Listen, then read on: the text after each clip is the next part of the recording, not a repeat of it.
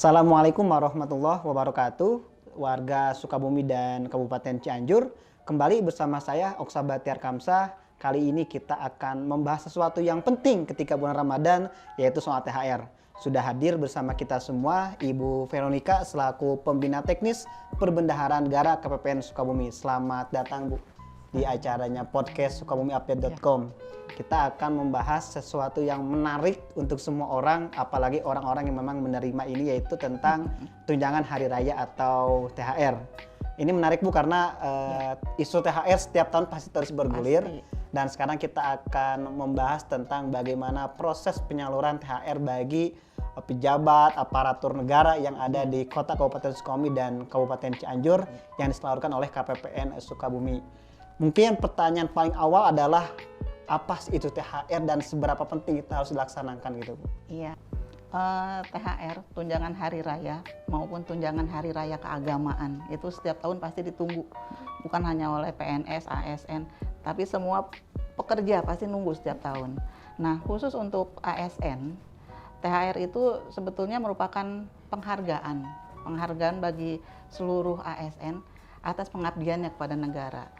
Dan untuk di masa pandemi ini, THR ini merupakan salah satu stimulus sebetulnya untuk pemulihan ekonomi. Jadi kita lihat kalau seluruh PNS, seluruh ASN mendapatkan THR, otomatis perekonomian akan bergerak.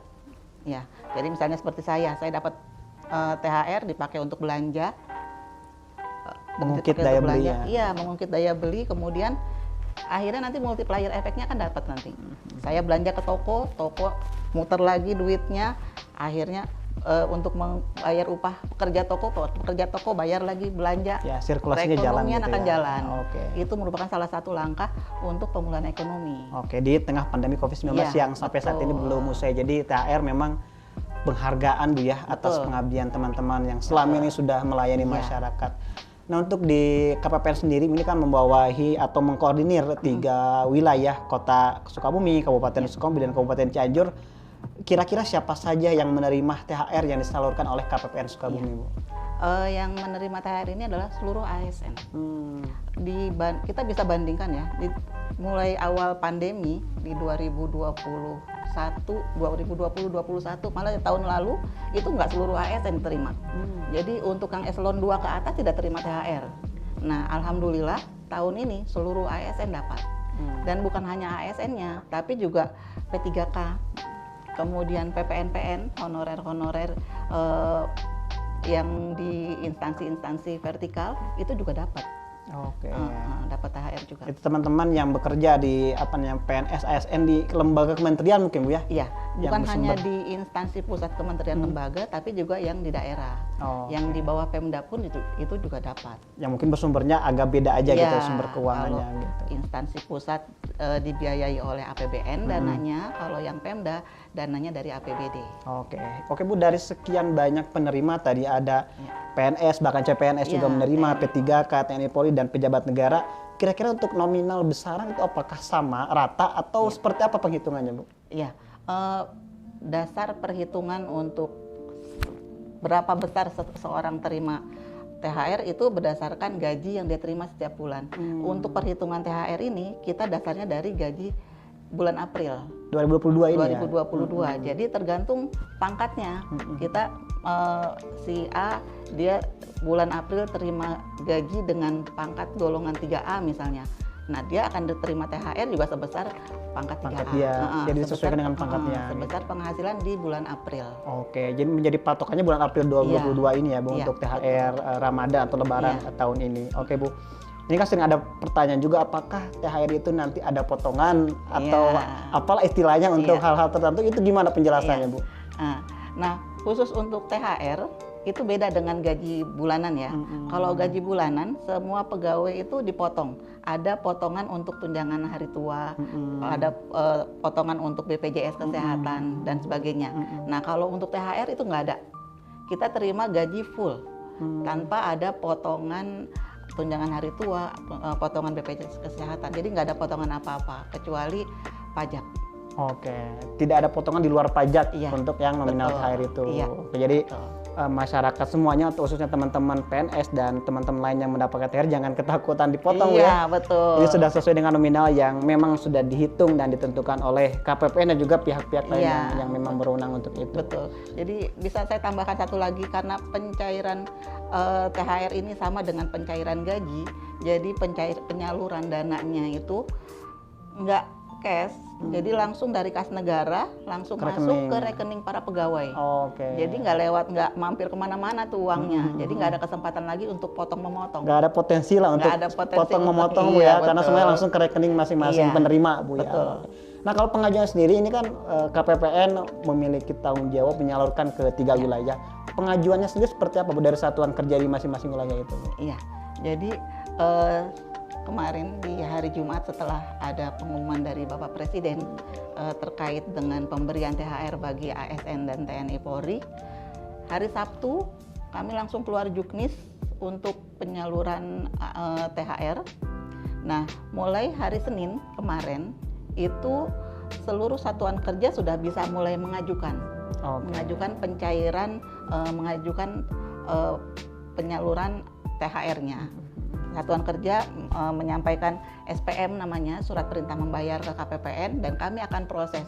Nah, setelah kami proses, itu kalau misalnya selesai prosesnya pagi, sekitar 2-3 jam kemudian itu uangnya udah langsung masuk ke rekening pegawai. Langsung cair Bu ya? Langsung. Tapi tergantung pengajuannya gitu ya? Tergantung satuan kerjanya menyampaikan dokumennya ke KPPN. Oke, dokumen SPM tadi ya, Iya, surat perintah membayar itu ya. Jadi kalau memerintahkannya hari ini bahasanya gitu, Iya. langsung hari ini juga insya Allah cair Iya, Bu ya? betul. Dan alhamdulillah kalau untuk satuan kerja di KPPN Sukabumi, kalau untuk soal begini nih, gercep banget.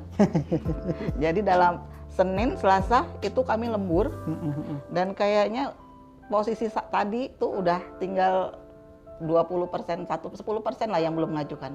Hampir semua instansi pusat yang dibayarkan di kami itu sudah masuk berkasnya ke kami, dan SP2D-nya sudah selesai. Oke, kayaknya kalau menjelang Lebaran KPPN dirinduin Bu ya? Nah, betul sekali. Dikangenin banyak orang gitu ya untuk mengajukan THR. Nah, oke Bu, kalau bicara lembaga yang dikoordinir oleh KPPN Sukabumi di 3 wilayah ini apa aja Bu, mungkin bisa dijelaskan gitu? Ya, jadi untuk satuan kerja yang kami kelola di KPPN Sukabumi ini, selain yang di instansi pusat, kementerian lembaga, kita juga kan punya Pemda. Untuk Pemda khusus penyaluran dana desa dan Dakvisi.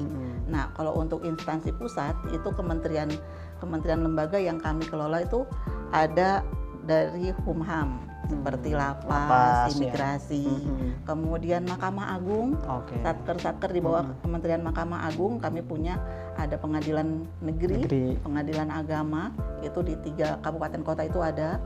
Kemudian kami juga melayani satker di bawah Kementerian Agama. Untuk Kementerian Agama itu termasuk banyak di bawah pengelolaan KPPN Sukabumi itu satker MAN dan MTS. Ya, itu banyak sekali. Ada satu satker kami MTS N7 Cianjur, itu yang letaknya di ujung Cianjur berbatasan dengan Cidaun. Nah, selatan banget ya. Selatan banget, itu deket dikit lagi ke Australia. Mereka kalau mau mencairkan dananya ke KPPN. Datang ke sini Bu ya?